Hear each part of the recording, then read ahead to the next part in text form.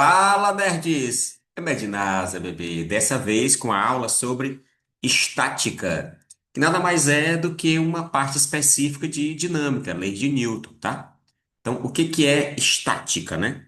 Qual o que que é abordado nesse assunto tão interessante e que, na verdade, acaba virando uma graduação. Estática é o assunto maior visto em engenharia civil, né? Importante. As coisas ficarem paradas, né? Estáticas, né? Então, estática nada mais é do que a análise de equilíbrio dos corpos. Estuda as condições de equilíbrio dos corpos. Equilíbrio dos corpos. Então, manter os corpos estáticos é manterem eles equilibrados. E existem duas condições para que o corpo fique estático, né? Fique equilibrado. A primeira condição. Quais são as condições, né? A primeira é para ele não transladar, ao nome, ó, não sofrer translação, ou seja, para ele não se deslocar. Então, o que que eu faço para o corpo ficar parado, sem se deslocar? Basta eu igualar as forças, basta a força resultante ser zero. Resumindo, a força que olha para cima tem que ser igual à força que olha para baixo, e a força que olha para a direita igual à força que olha para a esquerda. Então, se você igualar as forças, você já está impondo essa primeira condição para ele ficar parado. Beleza? Mas tem mais uma condição. A segunda condição, para que ele fique equilibrado, que ele fique parado, é a condição de não rotação. De não rotação. Isto é, ele não pode girar, obviamente. Para ele não girar, aí, meu amigo, o momento resultante no corpo tem que ser zero. Então, peraí, apareceu uma grandeza nova, né? Chamada de momento. Olha o nome dela, ó. Momento. O torque. O torque. Essa grandeza que é encontrada pelo produto da força pela distância. Olha lá a formulazinha. Essa fórmula, essa grandeza, ela estuda a capacidade do corpo em girar a estrutura, a capacidade da força em girar a estrutura. Então, forças a uma certa distância do apoio, a uma certa distância do apoio, distância ao apoio, elas são capazes de girar a estrutura. Para que não gira a estrutura, o produto força vezes distância no sentido horário tem que ser igual a força vezes distância no sentido anti-horário. Então, saber se o sentido é horário ou anti-horário, ao final das contas, não é importante, porque você tem que igualar esses momentos, já que o corpo não vai girar, né? Então, para deixar em miúdos e a gente tratar exemplos, olha como é que funciona, tá? Olha como é que funciona aqui, olha o exemplo. Então, por exemplo, tu tem aqui um corpinho grande, extenso, olha lá. E aqui está o ponto de apoio. É como uma tábua e um parafuso, beleza? Então, se tu botar uma força que seja assim, ó, que é a força, ó, assim, uma força F1, ela não consegue girar essa estrutura, porque o momento desta força é tu pegar a força vezes a distância entre a reta que contém a força, olha aqui a reta que contém a força, ó, entre a reta que contém a força e o apoio. Mas como tu nota, esta força passa pelo apoio. Então, se passa pelo apoio, quer dizer que ela não tem a distância. Então, vai dar zero isso aqui. Olha que loucura, né? A mesma coisa se eu botar uma força bem aqui, ó, em cima do apoio. Como é que eu vou girar a porta, minha gente? Tentando abrir a porta, puxando o parafuso, puxando justamente a dobradiça. Mesma coisa, o momento da força F2 é zero, porque ela está passando pelo apoio. Então não tem a distância. Mas se eu tiver uma força F3 aqui, ó, fazendo 90 graus com a barra, aí essa distância é justamente aquela que eu uso. O momento da força F3 é a força vezes a distância. Veja que ela está girando a barra no sentido anti-horário, não é assim? Ela gira a barra no sentido anti-horário. Se eu pegar uma força F4 e para baixo, ó, uma força F4 também fazendo 90 graus, essa distância visual entre ela e o apoio, né? Essa distância D4 aqui é justamente o momento que eu vou utilizar lá na fórmula, né? Enfim, e ela está no sentido horário, como você nota. Então, para eu manter essa barra equilibrada, eu tenho que fazer esses momentos aqui serem iguais. Ou seja, eu faço força vezes distância, e vou, faço minha questão. E duas forças eu desprezo, que é o F1 e o F2. Elas não têm capacidade de giro, tá bom? E não é só isso. Quem olha para cima tem que ser igual a quem olha para baixo. Então, quem olha para a direita tem que ser igual a alguém que olha para a esquerda. Fatalmente aqui você deveria colocar uma força F5 para poder esta força cancelar com essa. E essas duas aqui somadas, iguais a essa força de baixo. Porque quem olha para cima é igual a quem olha para baixo, e quem olha para a direita é igual a força que olha para a esquerda. E neste caso, claro, o momento da força F5 também seria zero. Interessante esse assunto, né? Tecnicamente é isso. Então, para o corpo ficar parado, requer duas condições: o momento horário igual ao momento anti-horário, e o somatório das forças tem que ser zero. Se eu botasse em números, né? Como exemplo. Exemplo, uma gangorra. Uma gangorra de braços desiguais, ó. Que o apoio da gangorra. E aqui está um meninozinho, sei lá, de 40 quilos. Olha lá, ó, 40 quilogramas. E ele está a uma distância do apoio igual a, sei lá, 2 metros. Beleza? Mas se eu botar bem que assim, uma criancinha de 20 quilos, para brincar com essa outra aí, ó. Para ela ficar equilibrada, essa distância deveria ser quanto? É muito fácil, não tem encrenca. É só tu botar a força vezes a distância ao apoio, igual a força vezes a distância ao apoio.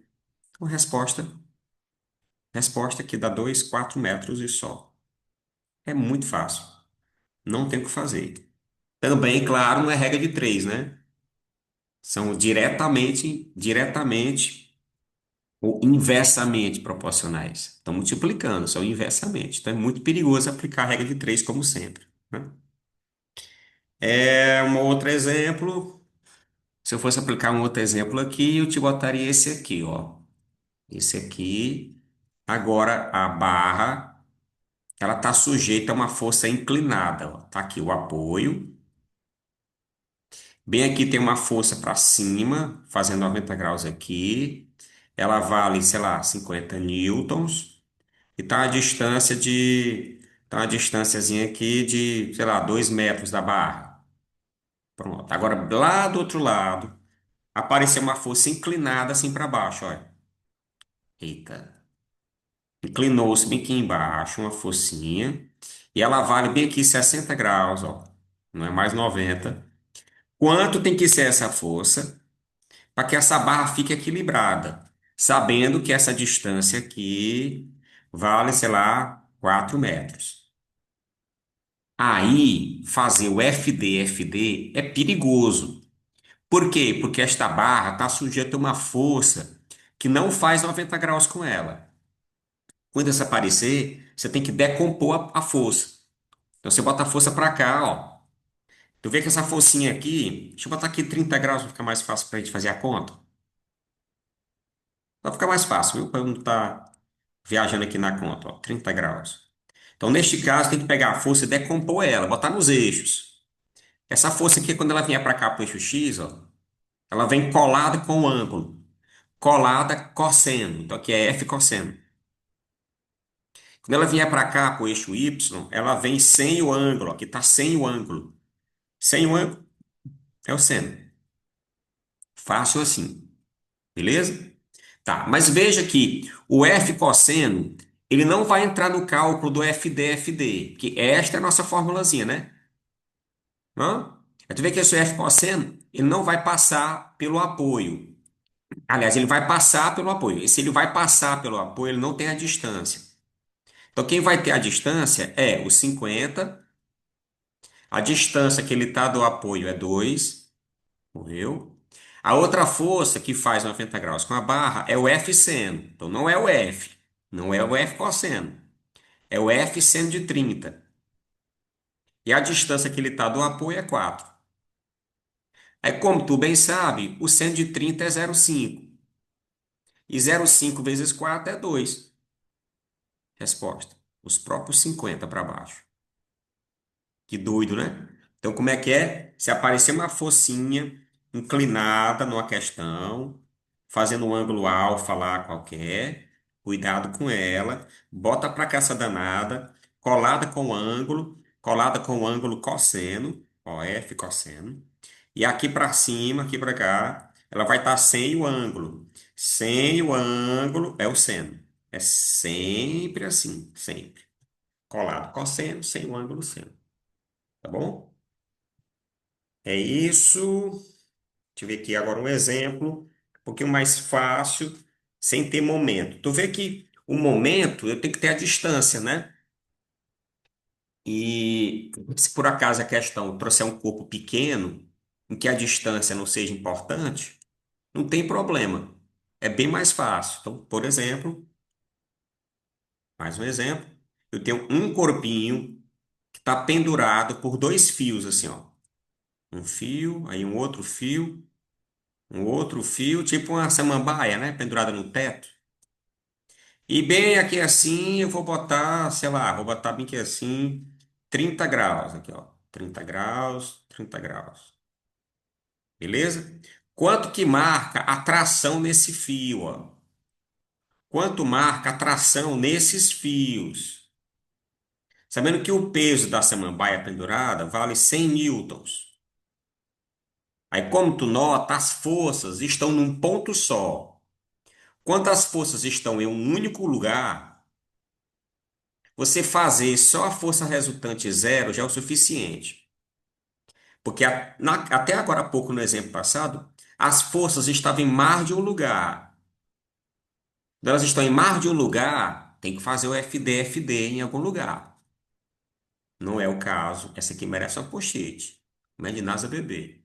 Bota no lugar legal, viu, essa pochete aqui, tá bom? Peraí, deixa eu assinar aqui, que sempre tem um fio do ego aqui, não quer dizer nem sei o que é isso aqui.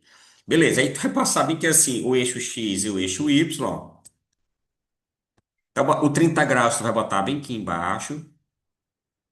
Aí essa tração, quando vier aqui para cima, para se contrapor ao peso que é para baixo, ela vai estar sem o ângulo, né? Esta força aí que está sem o ângulo é o seno. Ó. Então aqui para cima vai ficar os F senos. Ó. F seno, o F seno. No caso, a tração seno. Tração seno.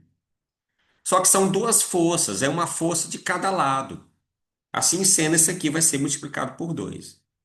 Então, quem olha para cima, tração 130 graus vezes 2, que são duas forças, é igual ao peso que olha para baixo. Só que o seno de 30 é 0,5, vezes 2 dá 1. Então, a tração é o próprio 100. Mais um que está feito. E para finalizar esse conteúdo, que é muito de boa, para finalizar isso aqui, olha essa classificação de tipos de alavanca. Eita, importante, ó. Os tipos de alavancas. Alavanca é todo dispositivo da qual tu aumenta a distância para não botar tanta força. E existem três tipos. Tem a alavanca interfixa, que é aquela que o apoio fica bem no meio da alavanca. Por exemplo, uma tesoura. Olha uma tesoura. Tesoura, tesoura. Aqui nas alças da tesoura é onde você pega. Bem na ponta da tesoura fica o gume dela, né? O corte. A região útil dela é aqui. E bem no meio o apoio da tesoura. Então é uma interfixa. Pegou a manha? Beleza. A outra alavanca é a tal da interpotente. Olha o nome dela, interpotente. Bem, essa alavanca aqui, você está bem no meio dela. você coloca força bem no meio dela. Por exemplo, uma pinça. Ó, a pinça aqui é o apoio. Você coloca força no meio dela, você. E a região útil é a outra ponta, né? Aqui é a região útil dela. Essa é uma alavanca interpotente. Boa parte das alavancas do corpo humano são interpotentes, viu? Cotovelo, tornozelo, pescoço. O cotovelo, por exemplo, você coloca força no tendão que está no meio, aqui o apoio, e a região útil é a mão. Então, se o apoio está no meio, que são os tendões, é interpotente, por exemplo. E a terceira, e não menos importante, é a interresistente. Qual o nome dela? A interresistente. Interresistente é aquela alavanca em que a região útil está bem no meio dela. Como assim, professor? Como assim? Por exemplo, um carro de mão. Um carro de mão, está aqui o pneu é o apoio. Você coloca a força lá na alça, lá na extremidade, você. E a região útil é o entulho, que é aqui no meio, né? O entulho, o carro de mão em si. Então a região útil também no meio, então é uma interresistente. Claro que ele vai perguntar que alavanca é e vai ter um cálculozinho. E o cálculo aqui é só pegar força vezes distância, distância até o apoio. FD, FD em todas elas. Tá bom? Gente, então é isso. Um abraço, bons estudos. Fui!